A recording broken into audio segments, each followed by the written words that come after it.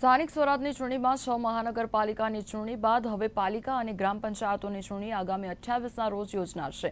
ત્યારે પ્રચારના છેલ્લા દિવસે ભાજપ દ્વારા ગોંડલ નગરપાલિકાની ચૂંટણીને અનુલક્ષી વિશાળ બાઇક રેલીનું આયોજન કરવામાં આવ્યું હતું અને મોટી સંખ્યામાં ભાજપના કાર્યકર્તાઓ કાર બાઇક સાથે શહેરના મુખ્ય રાજમાર્ગો પર ફરી શક્તિ પ્રદર્શનનું આયોજન કરાયું હતું। આ તકે પોરબંદરના સાંસદ રમેશભાઈ ધડુક તેમજ પૂર્વ ધારાસભ્ય જયરાજસિંહ જાડેજા, જિલ્લા ભાજપ પ્રમુખ મનસુખભાઈ ખાચરિયા તેમજ ઉપપ્રમુખ રીનાબેન ભોજાણી સહિતના આગેવાનો હાજર રહ્યા હતા અને આગામી 28ના રોજ યોજાનાર 81 નગરપાલિકા, 231 તાલુકા પંચાયત અને 31 જિલ્લા પંચાયતની ચૂંટણી મતદાન થવા જઈ રહ્યું છે। ત્યારે મતદાનના 2 દિવસ બાકી રહ્યા છે।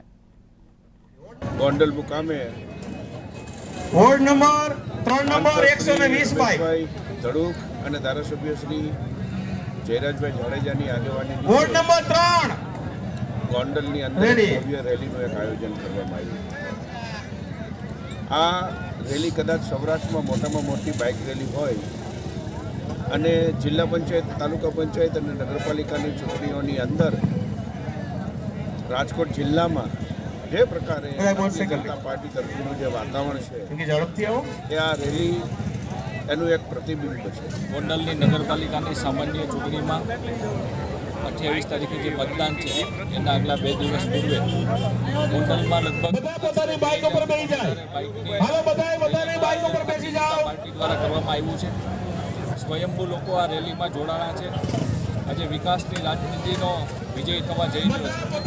આદરણીય નરેન્દ્રભાઈનો જે સૂચન છે એમની સૌનો સાથ સૌનો વિકાસ, ગોંડલના છેવાડાના માનવી સુધી વિકાસ પહોંચ્યો છે। ભારતીય જનતા પાર્ટીની સરકાર અને ભારતીય જનતા પાર્ટી જે રીતે વિકાસના કામની અંદર લોકોને જે અગ્રતા આપી છે, એમાં ખાસ કરીને મારા ગોંડલની જો વાત કરું તો મારા ગોંડલની અંદર મેં જાહેર સભાની અંદર એવું પૂછેલું કે ભાઈ તમારો કોઈનો 1 ઇંચ રોડ બાકી છે? તો મને પ્રજામાંથી એવો અવાજ આવ્યો કે ભાઈ અમારો 1 પણ ઇંચ રોડ બાકી નથી। જે બધા વિકાસના કામોને ધ્યાનમાં લઈને ખાસ કરીને નર્મદાના નીર બધું જોતા લોકો આજે નગરપાલિકાની અને જિલ્લા પંચાયતની જ્યારે ચૂંટણી આવી રહી છે ત્યારે આજે ચૂંટણીનો પ્રચારનો છેલ્લો દિવસ હોય ભવ્ય રેલીનું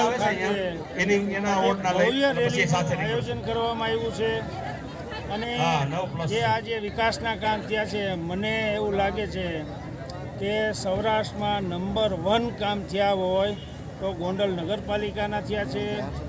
અનેક એવા સૌની યોજના આજે તમને કહું કે ભર ઉનાળે અમે અમારો વેરી તળાવ ડેમ છલકાવી દીધો અને લોકોને કોઈ દિવસ પાણીની ગોંડલમાં ક્યાંય પણ તકલીફ પડવા નથી દીધી।